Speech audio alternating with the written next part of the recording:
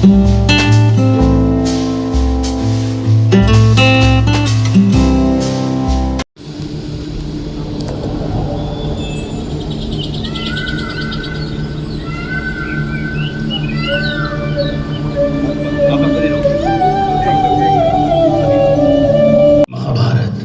एक महागाथा,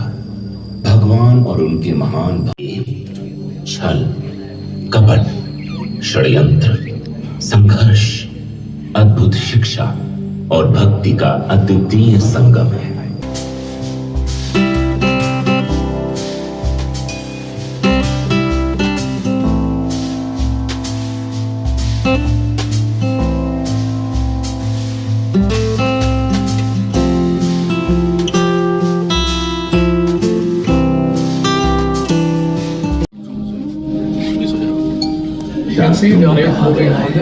श्री कृष्ण चैतन्य राधा कृष्ण नाहि अन्य,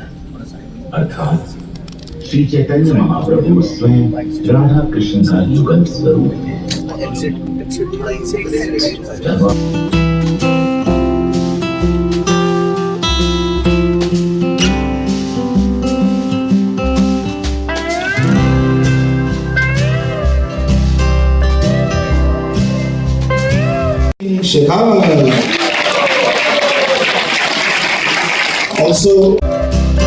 हम भारत सरकार को धन्यवाद देते हैं उनके इस नजरिए के लिए।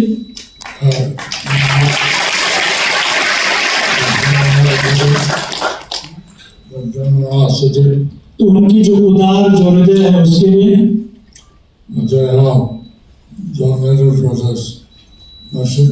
कि उन्होंने इस मिशन, इस आंदोलन के लिए जो भी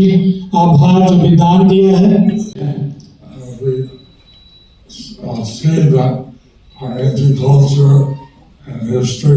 और अगर हम अपनी संस्कृति और अपना इतिहास देखें और अगर हम जब कीर्तन करें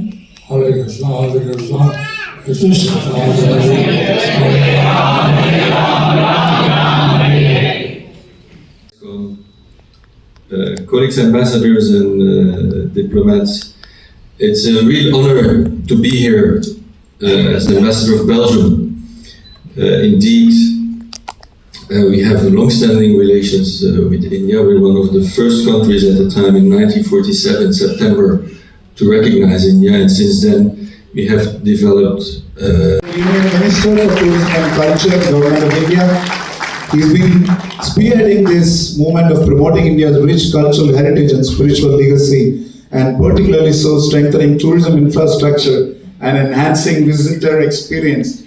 Most importantly, before you take over, sir, I just wanted to gratefully acknowledge the fact that you have always strongly emphasized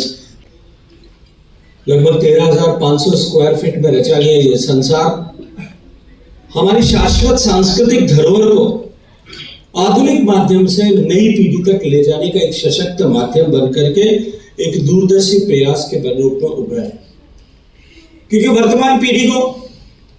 यदि हम केवल शब्दों या इन टेक्स्ट के माध्यम से महाभारत या रामायण के साथ में जोड़ने का प्रयास करेंगे, शायद उतना सफल नहीं हो पाएंगे। लेकिन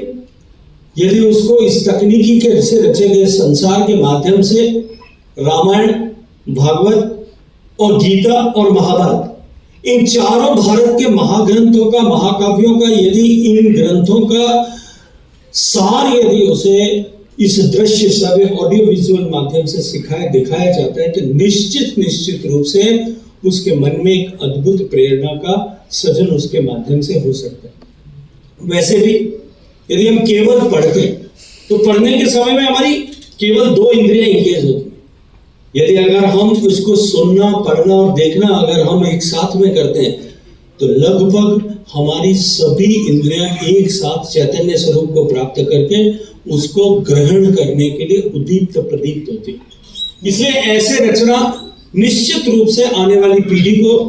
भारत के धर्म, भारत की मनीषा, भारत की चेतना, भारत की संस्कृति और भारत के दर्शन, इन सब के साथ में जोड़ने का एक अनूठा प्रयास होगा। आज ये जो अनुभूति केंद्र जिसका उद्घाटन हमने किया है, ये अनुभूति का केंद्र एक सेतु के रूप में है,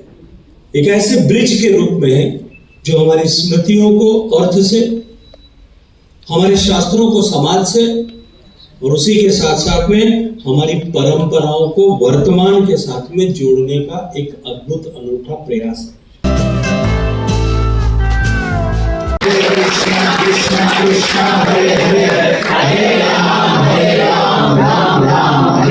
परिसर में इस्कॉन के इस सुंदर मंदिर के परिसर में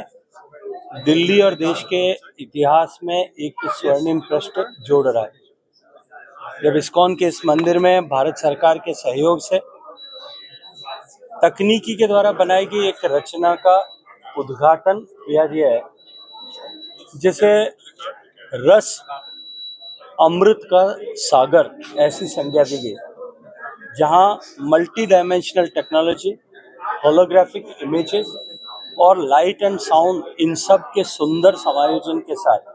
रामायण, महाभारत, गीता और भागवत इन सब का दर्शन, इन सब के ज्ञान, रामायण और महाभारत से जुड़े हुए विभिन्न प्रसंग,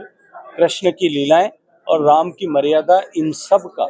डिपिक्शन, इन सब का प्रदर्शन किया जाएगा। और मैं ये मानता हूँ कि आज के कालखंड में वर्तमान की पीढ़ी और आने वाली पीढ़ियों को इस ऑडियो विजुअल माध्यम से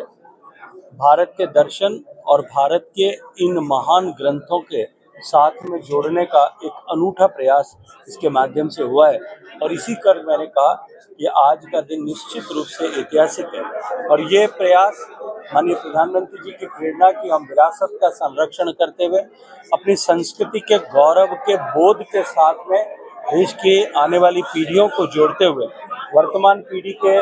मन में गर्व की अनुभूति जो है वो पैदा करते हुए हम देश को विकसित करें, उसके साथ में सही तारतम्य रखता है। मैं इसके लिए इस्कॉन परिवार को बहुत सारा धन्यवाद देते हुए आज उद्घाटन के अवसर पर मुझे यहाँ आने का सौभाग्य मिला, उसके लिए साधुवाद ज्ञापन करता हूं।